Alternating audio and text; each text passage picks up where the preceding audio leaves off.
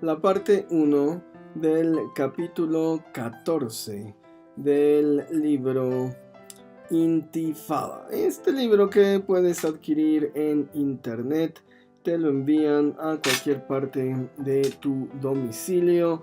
Adquiérelo en Amazon con un solo clic, a cualquier parte del mundo te llega este material. Dice la escritura: mas cuando oigáis de guerras y de rumores de guerras, no os turbéis, porque es necesario que suceda así, pero aún no es el fin. Marcos 13:7. Este capítulo 14 lo he titulado La Intifada. Y bueno, básicamente vamos a hablar o voy a relatar este fenómeno que comenzó el 28 de septiembre del año 2000. Básicamente, bueno, yo había ido a Israel. Había llegado en agosto, me habían dado una beca para hacer una maestría en estudios sobre religión o para estudiar el fenómeno religioso, específicamente el cristianismo, desde la perspectiva de su matriz judía. Y acudíamos dentro de las actividades de la universidad cada fin de semana con el rabino Jacob Dahan. Hacíamos diferentes actividades. Esta semana nos tocó confeccionar nuestro propio tzitzit. Es el manto que se usa debajo de la ropa, el manto ritual judío, que tiene, bueno, estos hilos que cuelgan a los lados. Se nos enseñó, bueno, cómo amarrar los hilos, el significado, por qué usaban los judíos ortodoxos y muchos judíos también no tan ortodoxos, simplemente religiosos, porque usaban tzitzit.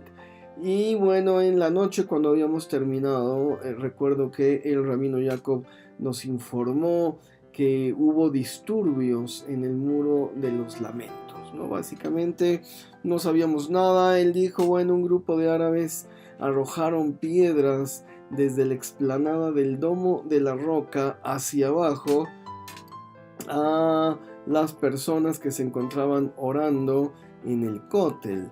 Recordemos que, bueno, el muro de los lamentos, la parte de abajo es donde oran los judíos, y la parte de arriba donde se encuentra la mezquita Al-Aqsa, el Domo de la Roca. Bueno, de allí arrojaron piedras los árabes, hemos dicho, los exjordanos arrojaron piedras a la gente. Y bueno, al otro día fui al Muro de los Lamentos. Tenía un amigo árabe que tenía una tienda allí, Muhammad Saman.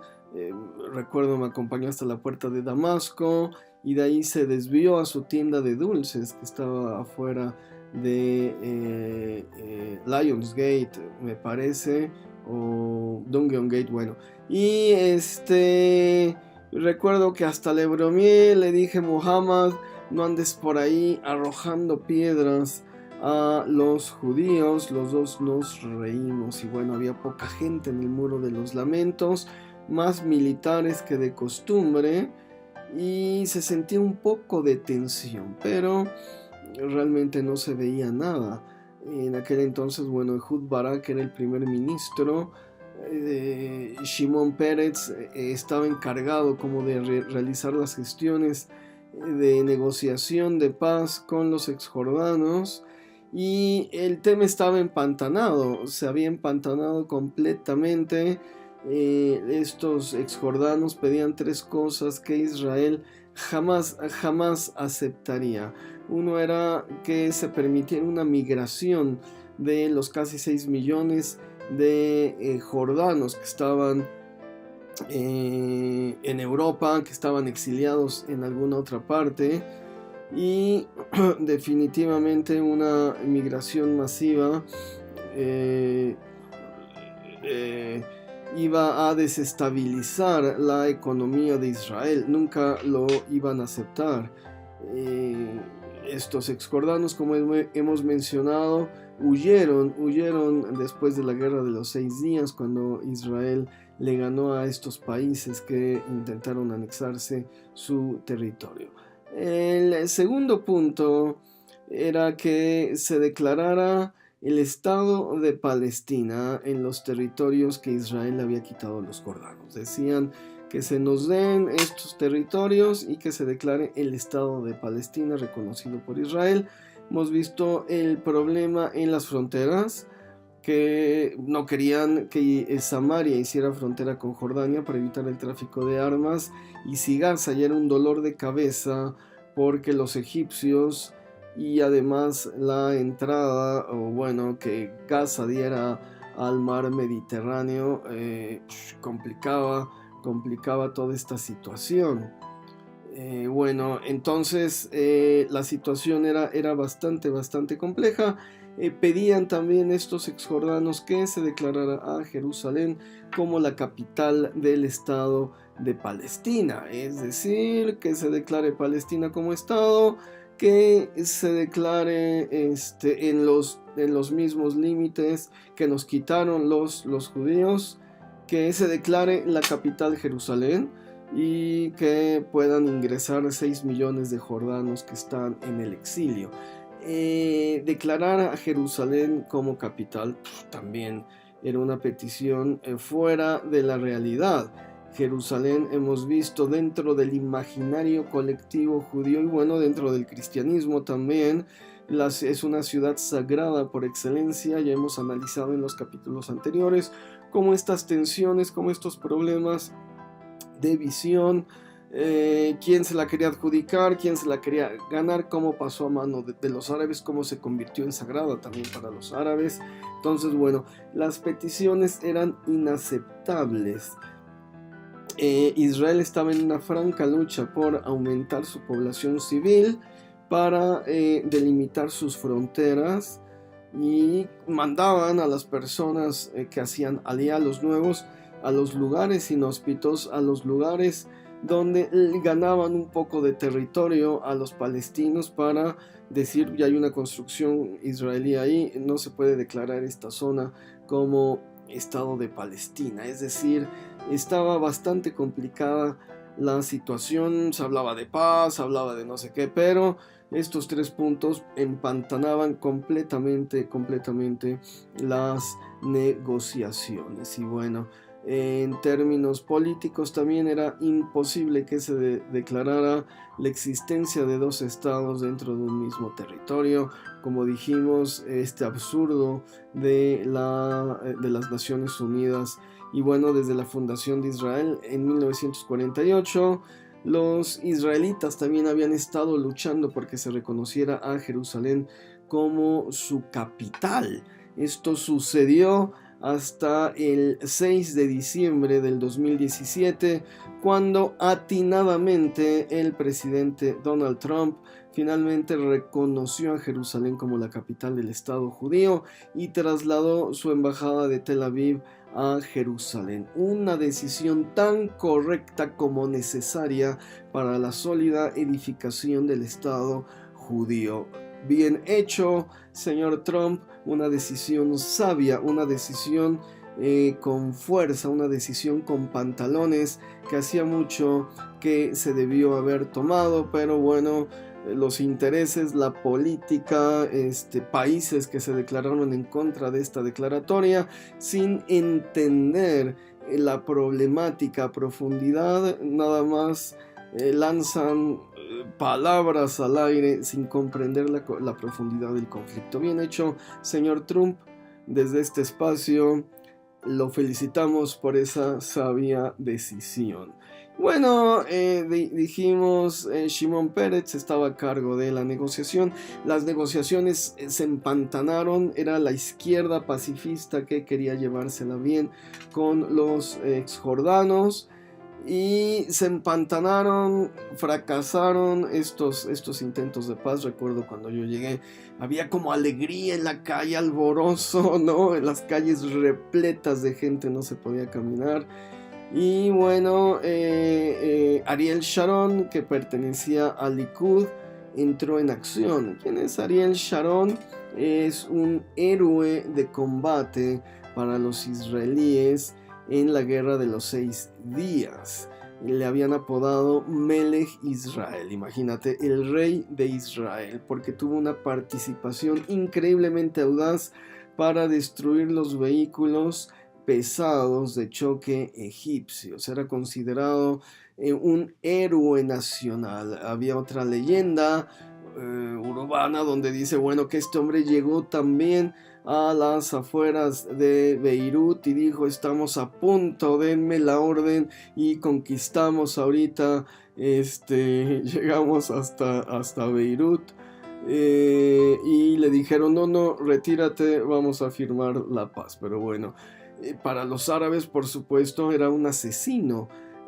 Si me explico, bueno, para los judíos era un héroe nacional, el rey de Israel; para los árabes, un asesino homicida. Y bueno, la tarde de ese 28 de septiembre del año 2000, Ariel Sharon entró en la explanada del Domo de la Roca a la hora en que los árabes hacían sus oraciones. Se hizo acompañar, por supuesto, por un centenar de soldados y gritó que ese territorio le pertenecía a los israelitas y no se lo cederían a los árabes. Bueno, por supuesto que fue una provocación.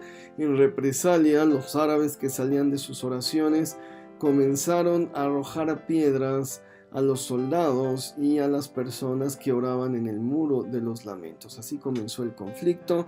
Las fuerzas de defensa israelí respondieron con balas de goma, muy piadosos, pero bueno, gases lacrimógenos, pero una bala de goma disparada con una metralleta a una corta distancia, bueno, hirió a 3 civiles y a 25 policías árabes. Bueno, la intifada comenzó como la intifada anterior, arrojando piedras a los israelitas, pero escaló de ser una intifada artesanal, como describieron la primera intifada, a convertirse en una intifada con bombas, donde estos artefactos se los colocaban en el estómago, en el pecho, y mecánicamente jalaban una palanca en la mayoría de las veces y estallaban en 1000 pedazos. Es decir, la persona se inmolaba, eran suicidas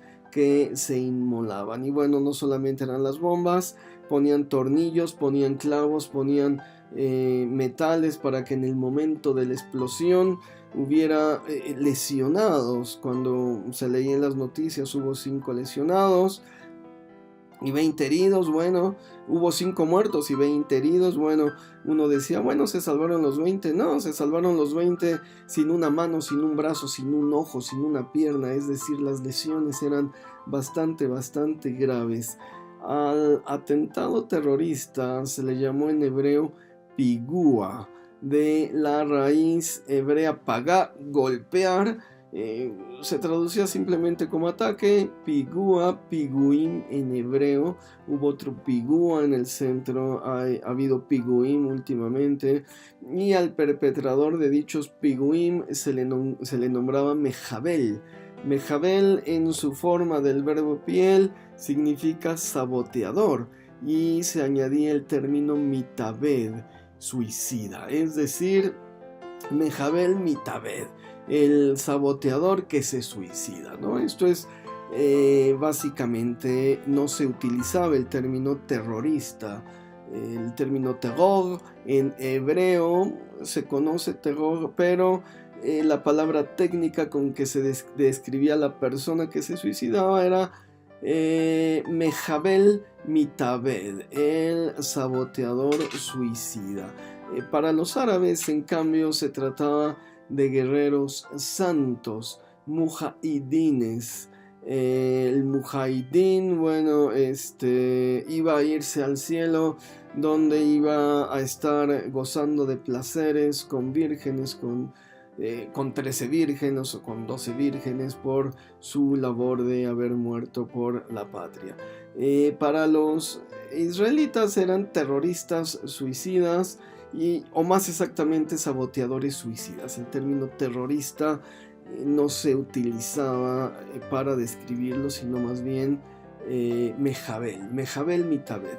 Bueno, las bombas, dijimos, en su mayoría eran de manufactura casera artesanal y se necesitaba jalar una polea para accionarlas. Había ciertas bombas como en las películas electrónicas, como la que pusieron en la Universidad Hebrea de Jerusalén, pero la mayoría eran completamente mecánicas. A veces el mecanismo fallaba, por supuesto, y el terrorista suicida quedaba medio muerto, ¿no? Medio destrozado, es decir, explotaba un poco y la persona no moría. Eran cosas terribles. Cuando una bomba estallaba, podía destruir completamente un autobús urbano, matando a la mayoría de los pasajeros. Tenían bastante fuerza. Cuando se hacía estallar en público al aire libre, destrozaban vitrinas, mataban gente. El estallido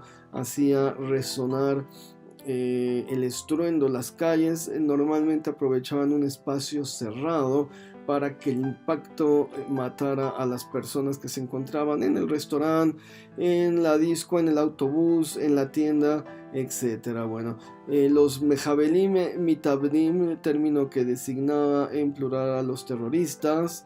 Estos hombres no distinguían entre militares y civiles, es decir, el exjordano, el suicida, el terrorista, no atacaba nada más a las fuerzas militares, atacaba a los civiles donde estuviera, se inmolaban, se trataba de causar daño. Hemos visto que el historiador Yuval Harari dice que los métodos terroristas se emplean cuando hay mucha debilidad y se quiere llamar mucho la atención, es decir, bueno, provoca terror en la población y el gobierno actúa desenfrenadamente con mano increíblemente dura, porque es algo que aterroriza a la población, ¿no?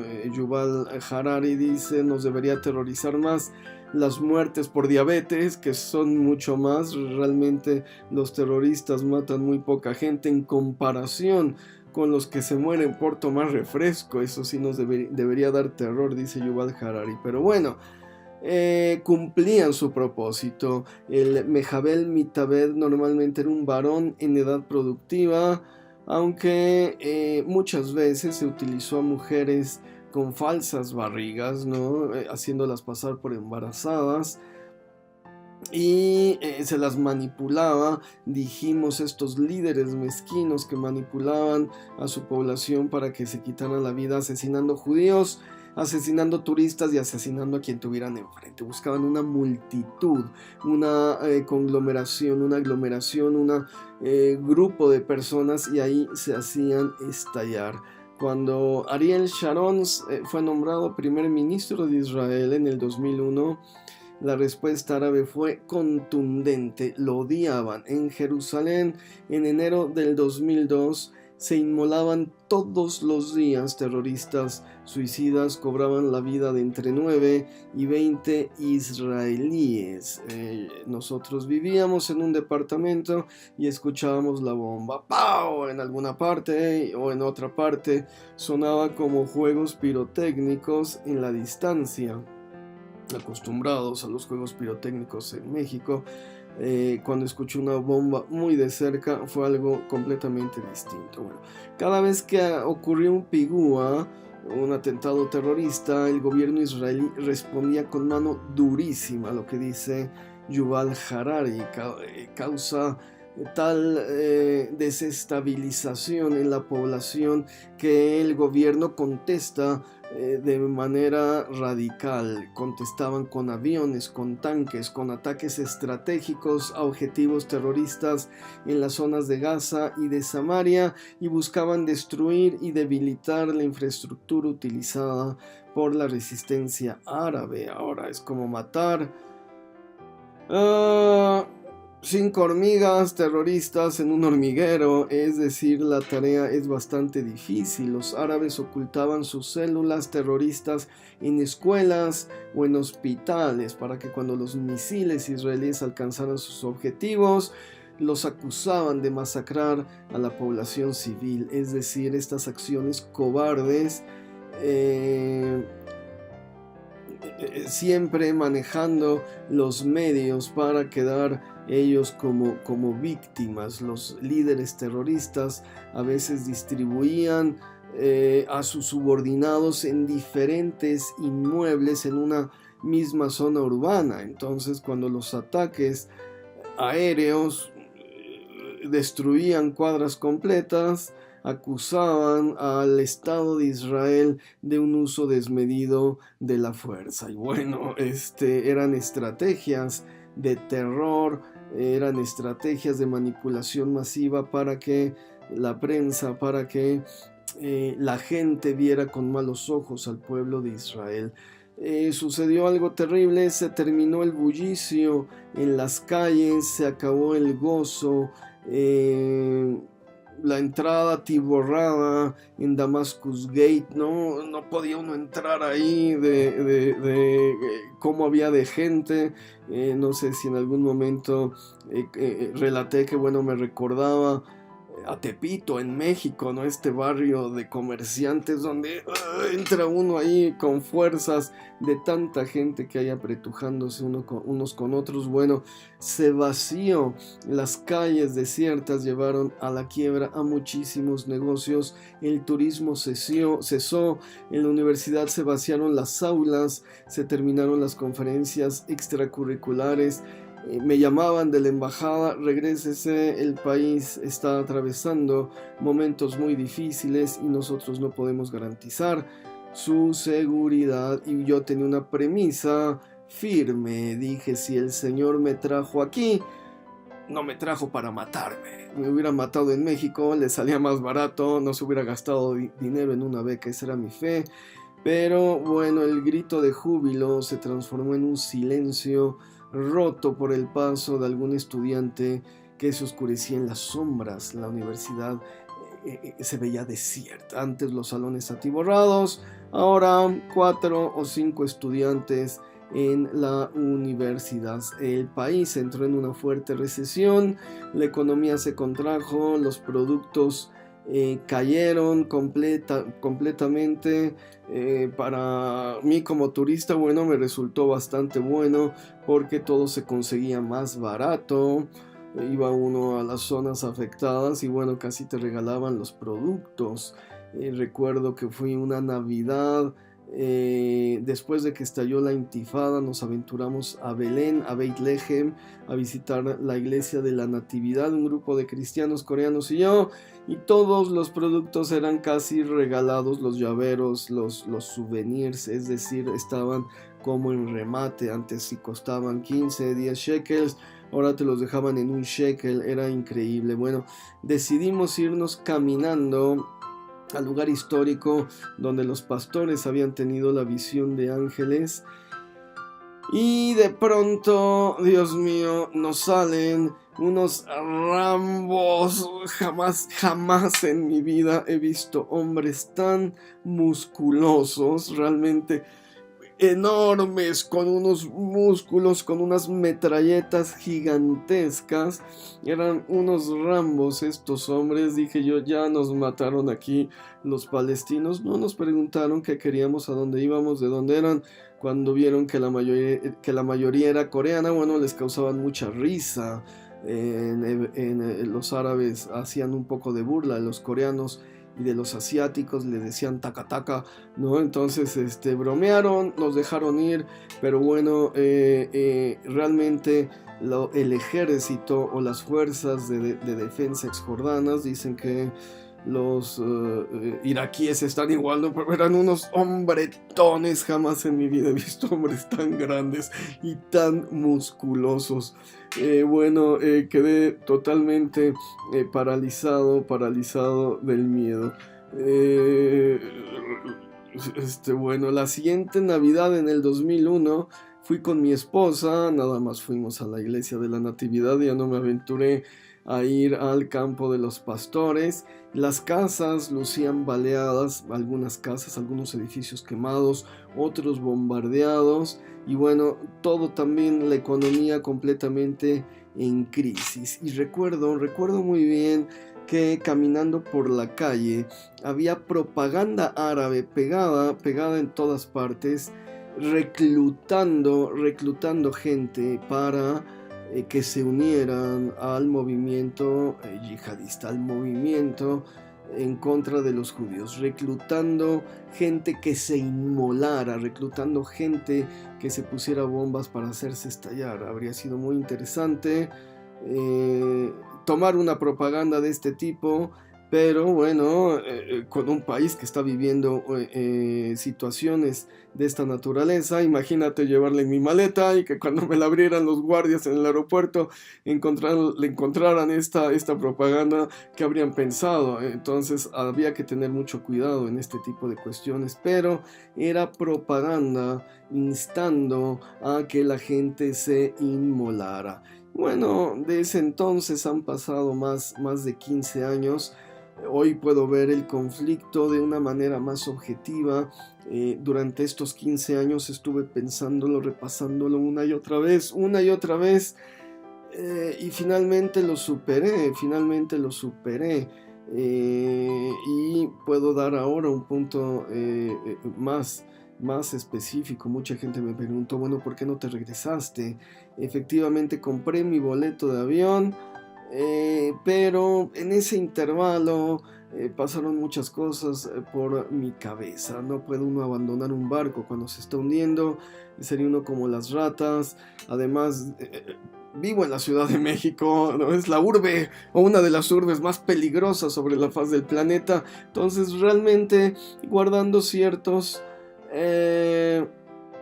precauciones, ¿no? Estaba uno completamente a salvo. Había peligro de morir por el estallido de una bomba terrorista, pero bueno, y lo voy a relatar en la siguiente parte, los dos momentos fuertes que tuve con estas situaciones.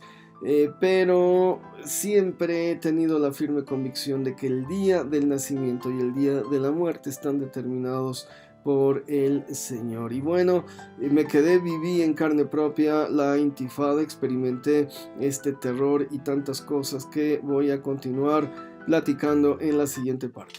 Me es grato presentar mi más nuevo libro, El poder en los nombres de Dios, una compilación de más de 700 nombres bíblicos, las técnicas para meditar en estos nombres y la explicación de cada uno y el poder que emana de cada uno.